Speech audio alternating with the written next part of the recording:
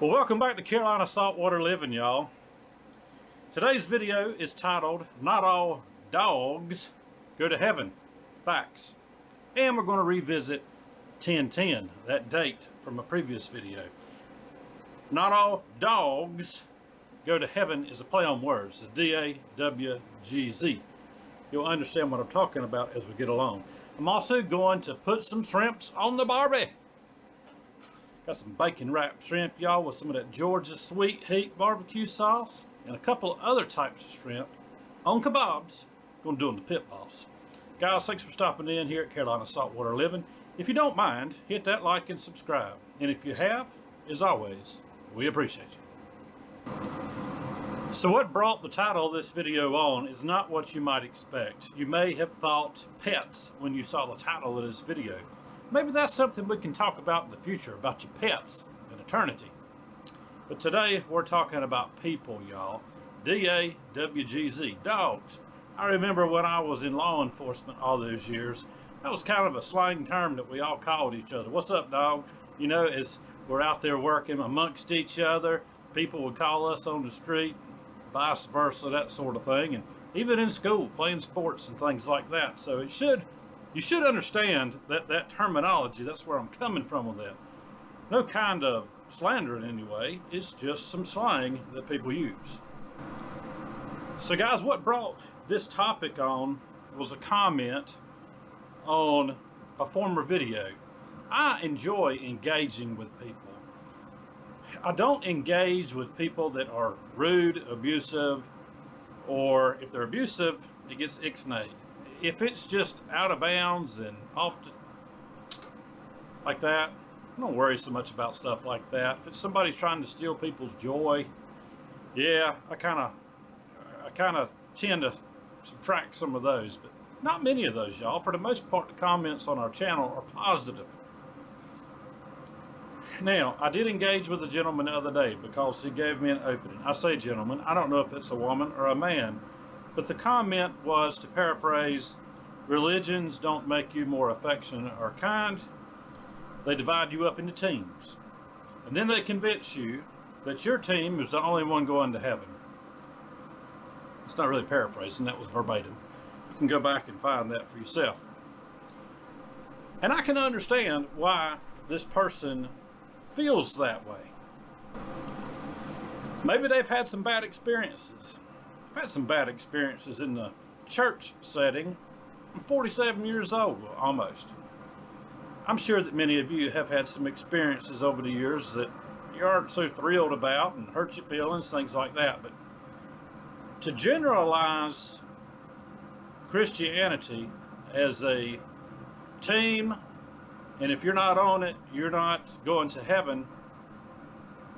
Let me rephrase.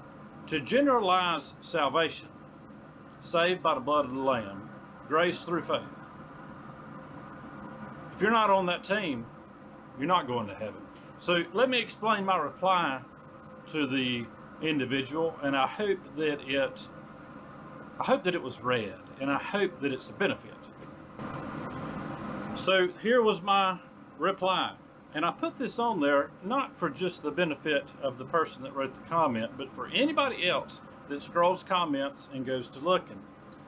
I said, thank you for your comment. I always do that, y'all. I don't care if somebody is being mocking or what have you. I always show my southern hospitality, y'all.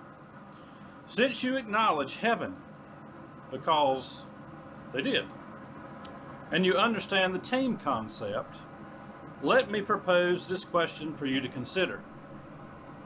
In a basketball game, two teams compete. One team wins and one team loses. Which team would you prefer to be on? I'm sure both teams have some affectionate and kind players, and some that are not as affectionate nor kind. Being a good person is not going to get you into heaven. You can give everything that you own to people in need. You're not going to make it into heaven. You can do all kinds of acts of goodwill.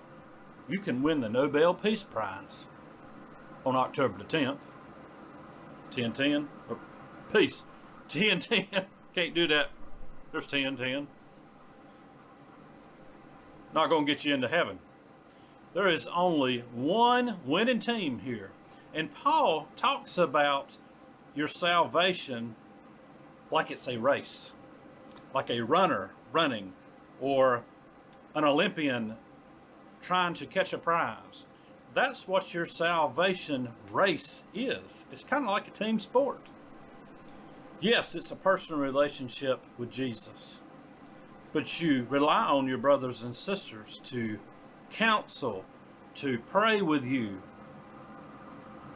to pick you up when you're in need. That's the team I want to be on.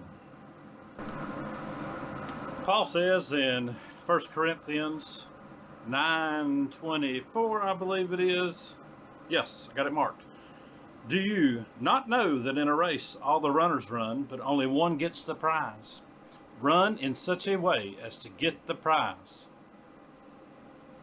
Run your race to get the prize. What's the prize? All kinds of rewards for the believer in heaven. All kinds of rewards, y'all. Not only did the title, not only was it inspired by a term that I've heard so many times in my life, but also, yes, a gentleman at church one day at our little get-together once a month Bible study was showing me a video that was totally artificial, one of those AI videos talking about your pets in heaven, and we discussed it briefly. If that's something y'all would like to discuss on this channel, I'll be glad to do it. But that's kind of where the title came from. When I'm talking dogs, D-A-W-G-Z, talking about people, y'all, talking about people. And I want to run my race like this. Look here. From Acts, got it wrote down here, 20:24. Here's how I want to run it. And I hope that you want to run it too. However, I consider my life worth nothing to me. My only aim is to finish the race and complete the task the Lord Jesus has given me, the task of testifying to the good news of God's grace. That should be the most important goal in our walk here on planet Earth. To finish this race strong, to testify to the grace through faith that you've been saved by through the blood of Jesus. Not in endless debates over when our blessed hope's going to occur. I saw that here recently. I'm pretty sure there's folks out there that have documents wrote up and they copy and paste into your comments, takes 5 minutes to read it, trying to steal people's hope. People that hope in the blessed hope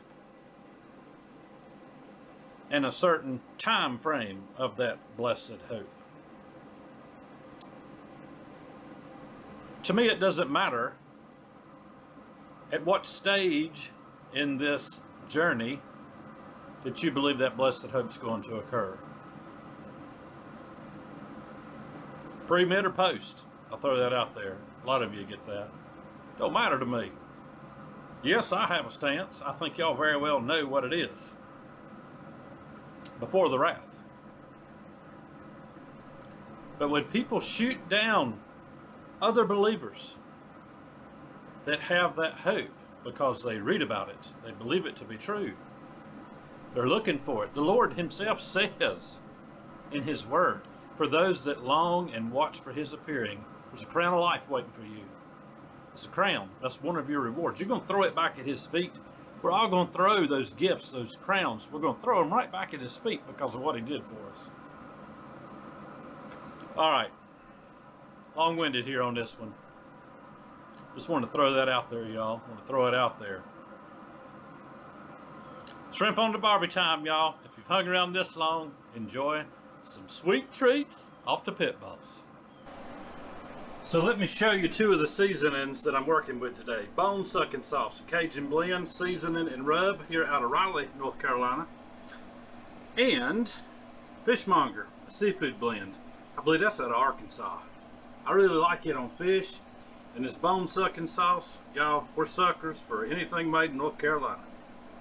So what I'm getting ready to put on are 2 or 3 kebabs with bacon wrapped shrimp. I use that Duke's Georgia Sweet Heat. We really like that on those ribs that I did the other day. So I have slathered these big old fat shrimp in that, wild caught right here out of North Carolina, and wrapped some bacon around them, put them through a skewer, and we're going to cook them at 220. And I'm hoping that by the time that bacon has rendered, that it will prevent the shrimp from drying out too bad. That's why I did about 3/4 a pound, because I thought it's not going to be terrible even if it dries out. At least it had the bacon and that sweet heat. Still be good.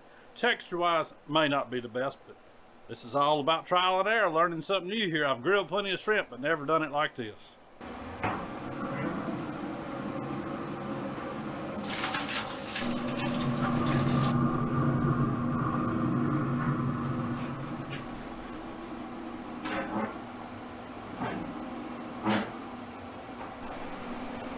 So I am working with about 2 pounds and 10 ounces of peeled and deveined shrimp. 3/4 of it are on these skewers, and the rest of it I split it right down the middle, put the fishmonger on one and the bone sucking sauce on the other. So we'll be able to have a taste test comparing the 3 and see which we prefer. It might give you an idea of something to try at home yourself. 30 minutes in, let's have a little look. Oh yeah, starting to render. I bumped it up to 250. 25 minutes later. Oh yes, oh yes.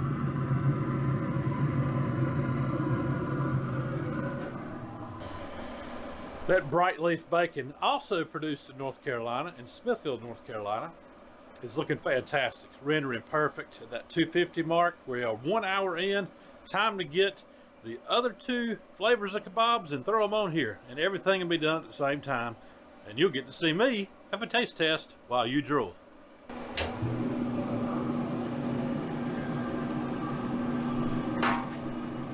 Starting off with the bone sucking sauce from Raleigh, North Carolina.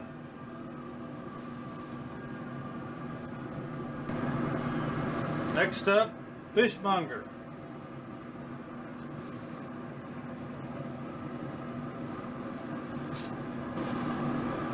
Last but not least, some more of that Georgia Sweet Heat. Put it right here. Minus the bright leaf bacon. Down with the lid.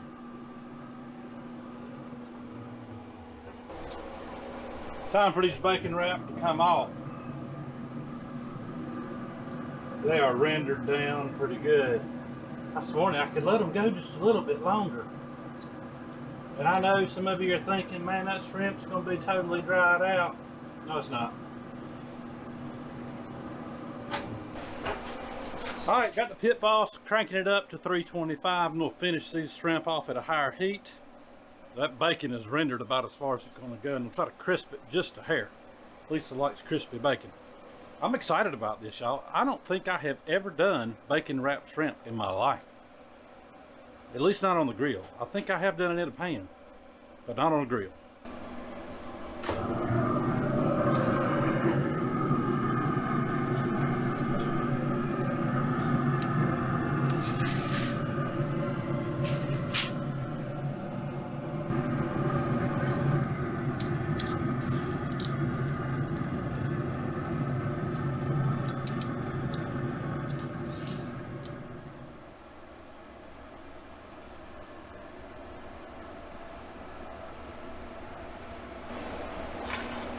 Alright, I am starting off with the fishmonger. I really like the seasoning. Look at these beautiful pellet grilled shrimp.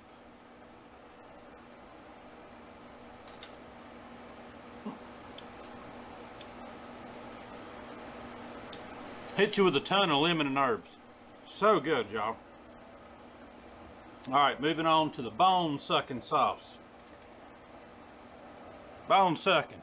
They got all different kinds of flavors, but this is the Cajun.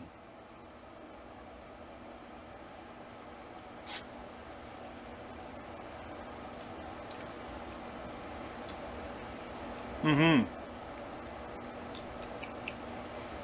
think I like that better than Tony Sachet's, and that's,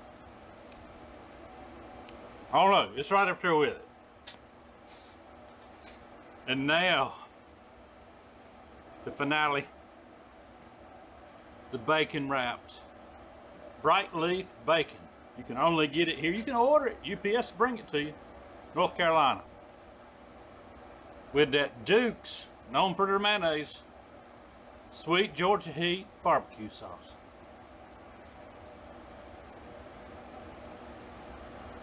Oh my.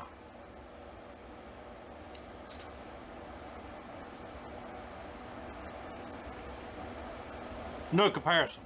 No comparison. Everything's better with bacon, y'all. Everything. Alright, last but not least, the Dukes with no bacon. Georgia Heat, y'all. I'm going to take one right off the end.